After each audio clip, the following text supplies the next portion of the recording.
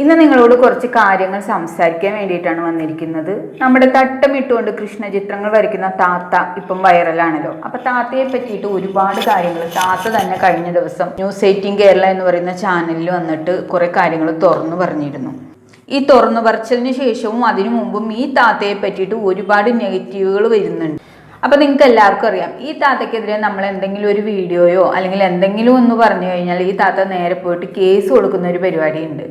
അങ്ങനെ ഏകദേശം ഒരു 18ഓളം കേസുകൾ ഇവർ ഓരോരുത്തരുടെ പേരിൽ കൊടുത്തിട്ടുണ്ട് എന്നാണ് അറിയാൻ കഴിഞ്ഞത്.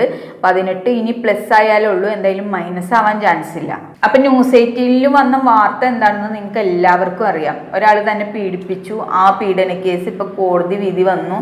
കോടതി വിധി താത്തയ്ക്ക് എതിരായിട്ടാണ് വന്നത്. കാരണം കേസിൽ താത്ത തോറ്റു.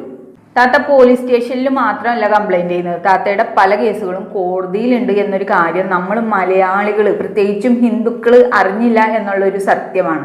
കഴിഞ്ഞ ദിവസം ഇവരുടെ ഭർത്താവാണെന്നും പറഞ്ഞിട്ട് ഒരു ഹിന്ദു വ്യക്തിയെ കാണിക്കുകയുണ്ടായി. പക്ഷെ പിന്നീട് താത്ത വന്ന് പറയുന്നത് ഇത് ഭർത്താവല്ല, എൻ്റെ ഭർത്താവ് വേറെയാണ്, ഇതെന്തോ കസിൻ ബ്രദറാണ് എന്നൊക്കെ താത്ത പറയുന്നു. അപ്പൊ ഞാൻ ചോദിക്കുകയാണ്, എവിടെയാണ് ഇവരുടെ ഭർത്താവ് ഉള്ളത്? ഇത്രയും പ്രശ്നങ്ങൾ ഇവിടെ ഉണ്ടായിട്ടും ഇത്രയും കാര്യങ്ങൾ ഒരു സ്ത്രീ ഒറ്റയ്ക്ക് നടന്ന് ഇത്രയും സമൂഹത്തിൽ ഇങ്ങനെ കോളിളക്കം സൃഷ്ടിച്ചിട്ടും വീഡിയോ എടുക്കുന്നത് വേറൊരാക്കടെ കൂടെ, കാറി പോകുന്നത് വേറൊരാക്കടെ കൂടെ, ഭർത്താവുണ്ട് പക്ഷെ ഭർത്താവ് അടുത്തില്ല, ആ ഭർത്താവ് അടുത്തില്ലാത്ത സ്ത്രീയാണ് ഇങ്ങനെ ഓരോരുത്തർക്കുടെ കൂടെ ഫോട്ടോ എടുക്കുന്നു, ബസ്സിലെ ഡ്രൈവർക്ക് എന്തോ കൊടുക്കുന്നു. അപ്പൊ ഞാൻ ചോദിക്കട്ടെ, ഇവരുടെ ഭർത്താവ് എവിടെയാണ്? ഇത്രയും കോലാഹലങ്ങൾ ഇവിടെ നടന്നിട്ടും ഈ ഭർത്താവ് എന്ന വ്യക്തി എന്തുകൊണ്ട് രംഗപ്രവേശനം ചെയ്യുന്നില്ല എന്നാണ് ഞാൻ ചോദിക്കുന്നത്. ഇവർക്ക് മുസ്ലിം ആയിട്ട് ജീവിക്കണമെങ്കിൽ അങ്ങനെ ജീവിക്കാം. ഈ മുസ്ലിം ആയിട്ട് ഈ തട്ടം ഇട്ടുകൊണ്ട് എന്തിനാണ് ഗുരുവായൂർ അമ്പലനടയിൽ ചെന്ന് നിന്ന് ഈ കോപ്രായങ്ങൾ കാട്ടി കണ്ണനെ വിറ്റ് കാശാക്കുന്നത് എന്നാണ് ഞാൻ ചോദിക്കുന്നത്. ഗുരുവായൂർ അമ്പലനടയിൽ ചെന്ന് നിന്ന് കണ്ണനെ കളിയാക്കി ഓടക്കുഴൽ വായിച്ച അന്ന് തുടങ്ങിയതാണ് താത്താക്കെതിരെയുള്ള വിമർശനങ്ങൾ, അതും ഹിന്ദുക്കൾ. അതുവരെ ഹിന്ദുക്കൾ തലയിലേറ്റിക്കൊണ്ട് നടക്കുകയായിരുന്നു ഈ താത്തയെ. താത്തയുടെ ആ ഫ്ലൂട്ട് വായന കണ്ടപ്പോൾ തന്നെ ഹിന്ദുക്കൾക്ക് കാര്യം മനസ്സിലായി. ഏറ്റവും അധികം താത്തക്കെതിരെ ഇപ്പോൾ വിമർശനങ്ങളുമായിട്ട് വരുന്നത് ഹിന്ദുക്കൾ തന്നെയാണ്. ഗുരുവായൂർ അമ്പലത്തിലെ മേൽശാന്തിയെ ഒരു സാധാരണ സ്ത്രീക്ക് അത്ര പെട്ടെന്നൊന്നും കാണാൻ സാധിക്കില്ല. ജസ്റ്റിനെ ഗുരുവായൂർ അമ്പലനടയിൽ സമർപ്പിക്കാനെന്നും പറഞ്ഞ് വരയ്ക്കുന്ന ചിത്രങ്ങൾ അവിടെ വന്ന് ഏറ്റുവാങ്ങുന്നത് ഗുരുവായൂർ അമ്പലത്തിലെ മേൽശാന്തിയാണ് എന്ന കാര്യം നമ്മൾ നോട്ട് ചെയ്യണം. അപ്പൊ ഇതൊക്കെ എങ്ങനെ സാധിക്കുന്നു എന്നാണ് ഞാൻ ചോദിക്കുന്നത്. RSSന്റെ കാര്യാലയത്തിൽ ജസ്നയ്ക്ക് എന്ത് കാര്യം? സുരേഷ് ഗോപിയും ജസ്നയും തമ്മിൽ എന്താണ് ബന്ധം? നാളെ ഒരു വാർത്താ ചാനലിലൂടെ സുരേഷ് ഗോപിയുടെ പേര് ജസ്ന വിളിച്ചു പറയുമോ? അതാണ് ഞാൻ ചോദിക്കുന്നത്. ഒരു സാധാരണ ആൾക്ക് RSSന്റെ കാര്യാലയത്തിൽ അത്ര പെട്ടെന്നൊന്നും കയറിക്കൂടാൻ കഴിയില്ല. അത് ജസ്നയ്ക്ക് എങ്ങനെ സാധിച്ചു? തലയിൽ തട്ടമിട്ടുകൊണ്ട് ഈ താത്ത പറയുന്നു ഇവർക്ക് കണ്ണനെയാണ് വിശ്വാസമെന്ന്. ഒന്നില്ലെങ്കിൽ മുസ്ലിം ആയിട്ട് ജീവിക്കുക, അല്ലെങ്കിൽ ഹിന്ദു ആയിട്ട് ജീവിക്കുക. അപ്പൊ എന്തിനീ തട്ടമിട്ടുകൊണ്ട് ഗുരുവായൂർ അമ്പലനടയിൽ പോയി ഇതുപോലുള്ള വീഡിയോകൾ സമൂഹ മാധ്യമങ്ങളിൽ പ്രചരിപ്പിക്കണം എന്നാണ് ഞാൻ ചോദിക്കുന്നത്. നമ്മുടെ മനസ്സിലാണ് ഭക്തിയുള്ളത്, അത് നമ്മൾ സോഷ്യൽ മീഡിയയിൽ വന്ന് വിളിച്ചു പറയേണ്ട ആവശ്യമില്ല.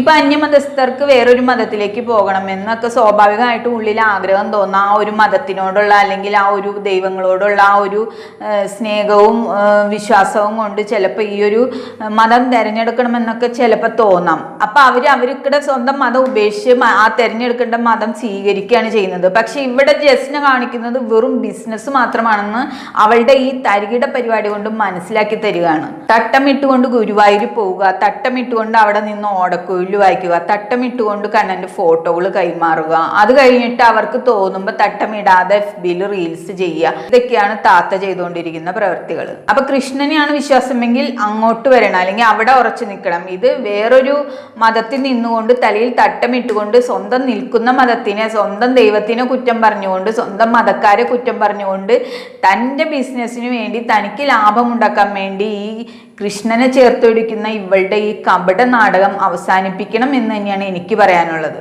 സ്വന്തം മതത്തിനെ സ്നേഹിക്കാത്ത ഇവളെങ്ങനെ കൃഷ്ണനെ സ്നേഹിക്കും?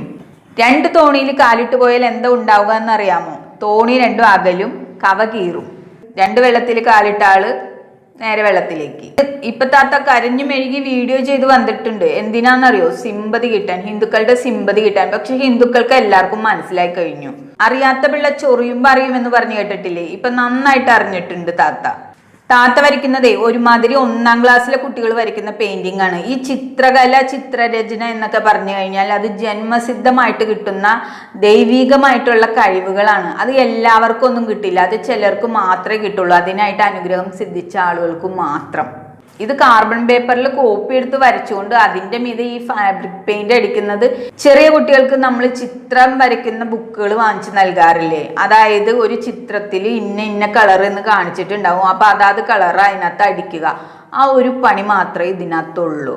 താത്തയ്ക്ക് ഇത് വല്ലതും അറിയോ? ഈ ചിത്രം വരയ്ക്കാനുള്ള കഴിവെന്നൊക്കെ പറഞ്ഞു കഴിഞ്ഞാൽ ജന്മസിദ്ധമായിട്ട് ദൈവം കൊടുക്കുന്ന വരദാനമാണ് താത്ത. ഇനിയെങ്കിലും അതൊക്കെ ഒന്നും മനസ്സിലാക്ക്. താത്ത തിന്നുന്ന ചോറ് വിശ്വാസം ഉണ്ടായിട്ടല്ല, വിശ്വാസം വിറ്റ് ചോറ് തിന്നുകയാണ് നീ. മറ്റൊരു മതത്തിൽ നിന്നുകൊണ്ടല്ല കൃഷ്ണനെ ചേർത്ത് പിടിക്കേണ്ടത്, എല്ലാം ഇട്ടെറിഞ്ഞു വരണം.